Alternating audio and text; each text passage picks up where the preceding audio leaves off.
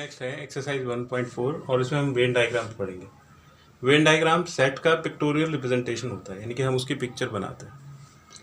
Universal set को एक rectangle से डिनोट करता है, उसके अंदर सेट को सर्कल से डिनोट करता है और एलिमेंट्स के लिए डॉट्स का यूज़ करता है। तो जैसे यूनिवर्सल सेट है और उसके अंदर एक सेट बना दिया हमने 1 2 3।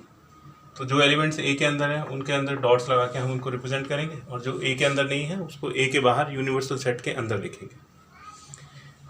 सेट्स के ऊपर ऑपरेशंस और उनके वेन डायग्राम को पढ़ेंगे। तो सबसे पहले union of two sets, unite करना मतलब क्लब करना। तो ए और बी को यूनाइट करोगे तो उसको ए यूनियन बी से रिप्रेजेंट करेंगे, उसमें ए के भी एलिमेंट्स आ जाएंगे और बी के भी एलिमेंट्स आ जाएंगे। इसका वेन डायग्राम देखें। ए और बी अगर कोई कॉमन एलिमेंट है तो ये इंटरसेक्ट करेगा।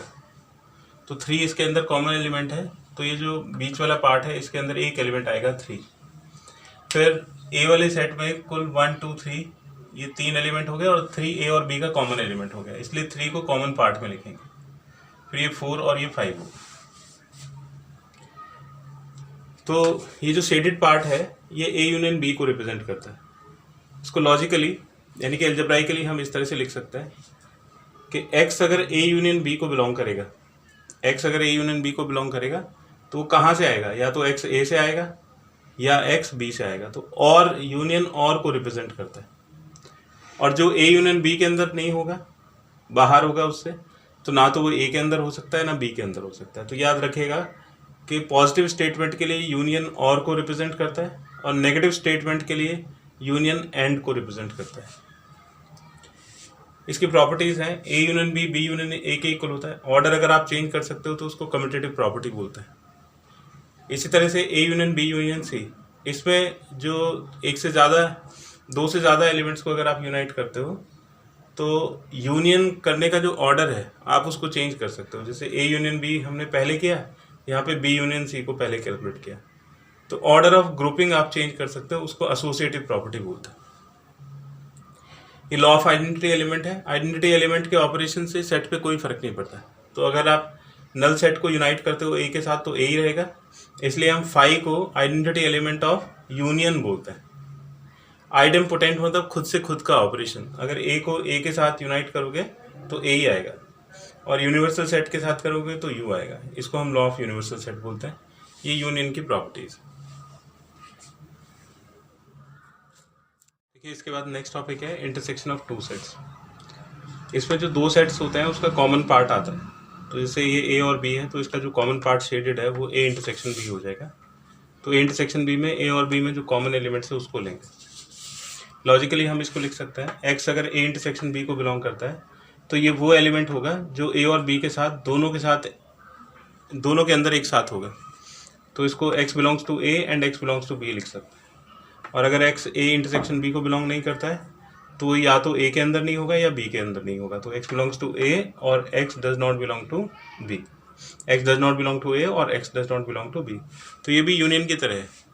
इंटरसेक्शन एंड को रिप्रेजेंट करता है पॉजिटिव स्टेटमेंट के लिए, और नेगेटिव स्टेटमेंट के लिए चेंज हो जाता है और को रिप्रेजेंट करता है। कम्यूटेटिव प्रॉपर्टी होती है A intersection B, B intersection A के इक्वल हो सकता है, मतलब सेट्स का ऑर्डर चेंज कर सकता है।